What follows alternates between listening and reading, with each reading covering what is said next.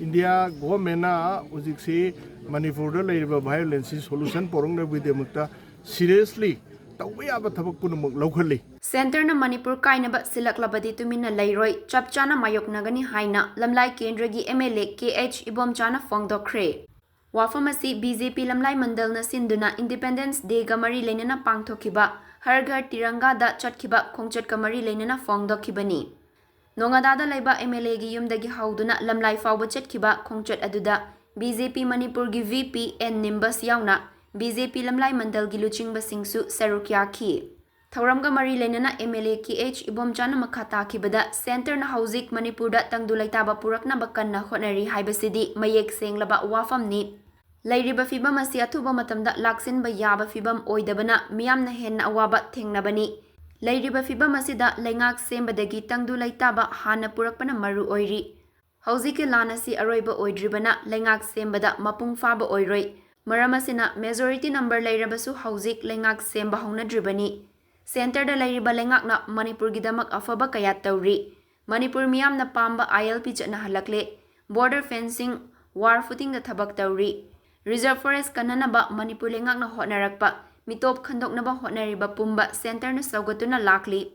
Center na aikoi gi fanaba kaya tawrakpana aikoi na yetpa natraga pendaba fongdokpa yaba wafam karisu leitri. Kanagumba karana aranba pauda yumfam oiraga kuki singi tokhaiba lambi ama semnaba hotnabada center na saugatle haina sandokpa asi laibak thibani. Lona yadaba thabak amata center na Manipur da tawrakadaba natte karigumba Manipur miyam na pamdaba Manipur kaiba aba thabak Prime Minister Narendra Modi makna tawraklabadi BJP Manipur amadi MLA singna yengduna laigadaba natte. Adugumba fibam adu laklabadi imalaibakidamak lepkani. Mayamgi apambagi mayokta thabak amata tawraktribana center na laukhatliba thabak thoram singda aikoi punna saugatminaba tangai fade haiki. Chahi khudingi koi 15 August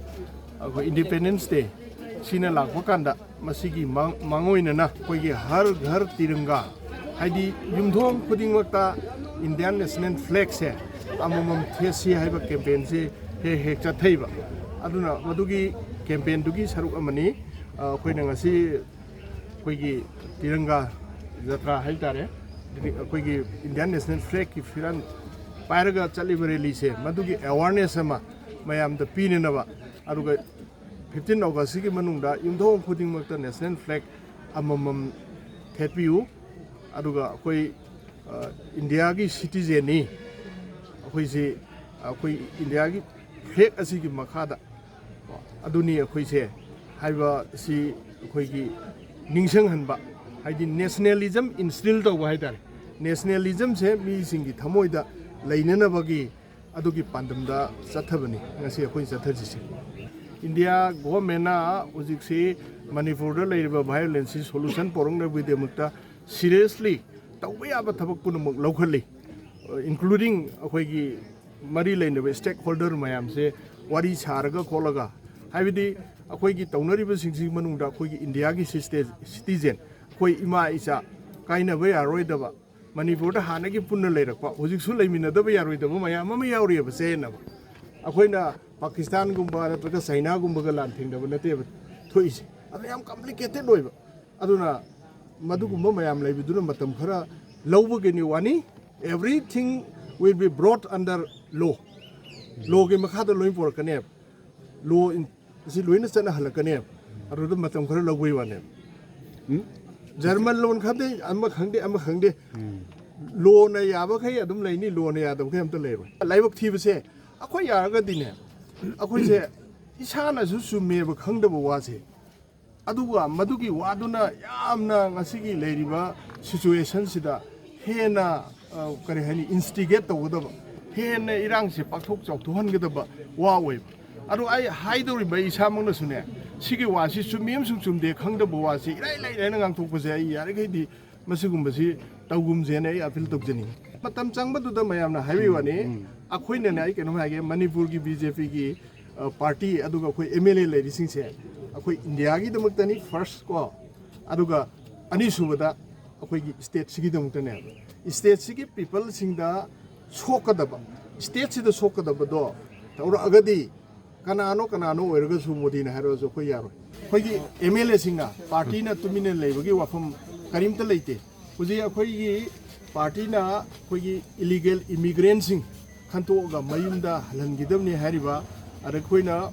कोई नहारोन सिंगसी drug तगी कन्नबैदमता war on drugs तौरिबा अदगी reserve फॉरेस्टदा मी तासनबा यारोय हाइबा पुनमक इंडिया गवर्नमेंट लोइना सपोर्ट तौइ अदगी बॉर्डर फेंसिंग हुजिक वार फुटिंग द चथरी मधुबु यानिंगदबा कयाम लैरगसु मधु हाइदी इंडिया गवर्नमेंट इग्नोर तौरगा मागी फेंसिंग हाबी खोपगी थबकसी चथरी ILP पीरे इको ILP इसी हाना करी ईस्टर्न बंगाल फ्रंटियर रेगुलेशन एक है ना लैरंब पोतु 1950 दा असम की चीफ कमिश्नर हिम्मत सिंह इसिना लौथोखिबने मधु कांग्रेस की मतम ने हाइबा लौथोखिबदै न ngasi फाउदे इंडिया की स्टेट पुनमक्तगी लाइब खोलिब तौरिब मयाम सिदा थिंग बयम त यावदुन लाय मधु की पोतो मोदी की गवर्नमेंट से लाकांदा ILP से पिरे इने अदुना अखोइना हाइबा मयाम दु लोइन तौरि लाइबक थिबदी violence तदी यामना complicated होइबा हेक्ता दोगलाउना लोइसनबे यादबदुगी मतम खर संगबदुगी मयामना खरा पेंदबनी अदुसु अदुम मखोइ शेयर तौइ अदुबो होजिकि हाइबिसिंगसे मतमगी मतुंगिना होजिक चप चाना मदुगु मयामदो अमता लेतना चप चाना शांति लेबा मणिपुर म ओइना बोथबा अदुम लोकलैसिना लोकल खिनी हाइबगी थाजबदु लई अदुगी अखोइ मोइगा खोइगा पाउ फाउनगा कोऑपरेशन पिनरगा थबकसिंदु यामकना लोकली मयामनसु मसिदा सपोर्ट पिबिरि खरगा हेना CSO सिंगना प्रजा सिंगना अखोइ भाब तामिनबगु लोइना मदुदा चप चाबा तंगताबदु लांगनबो होनमिनसि आइबा अपिलसि तो अतोपदा चटपा चटबगदि आइदि नॉलेज अमता लैते आइदि चकेसु खंदे अदुगा उजिकि गवर्नमेंट सेमबगने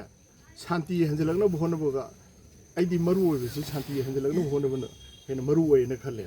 ngasi लैरिबो फिल्मसिदा अखोइगी गवर्नमेंट अमा लैबाइबसे तसेंगना अखोइगी कनोसे अखोइगी गवर्नमेंट से फुल मेजॉरिटी लेरसु मी यांखै लेसु फुल लेरसु एज पर कॉन्स्टिट्यूशन फंक्शन तौबो ngमदब तारगदि लैबिया दे अदुना ममांगदा 1993 दा आइना निंगसंबदा 93 की डिसेंबर अहिंग नोयाई मतुंग 94 की अंगनबा सिदा फुल मेजॉरिटी लेरिबा दोरेंद्रो की गवर्नमेंट से डिजॉल्व तौरगा PR थंगिए सिमिलरली अतई मतमदसु मेजॉरिटी लेना प्रेसिडेंट लुथंगिबा मयामम यावख्रे मसी करिगिनो हाइकांदा गवर्नमेंट अमगी प्राइमरी ड्यूटी से मागी प्रजा अमसुंग प्रजा की लंथुम nga कुदुने that means law and order से मसी कोई मेंटेन तौबो ngमगदमने लॉ एंड ऑर्डर से मेंटेन तौगमदि इंटरनल डिस्टर्बेंस ला अनिदना इंटरनल डिस्टर्बेंस लाबा फाइनेंशियल क्राइसिस लाबा और एक्सटर्नल एग्रेशन लाबा अदोइतारी स्टेट गवर्नमेंट पुब थामंगमदबगी पोतु लाकांददी मेजॉरिटी लेरसु मदो डिजॉल्व तौगनी PR थंगनी अदुगा भारत सरकार न मदु मयाम ngakane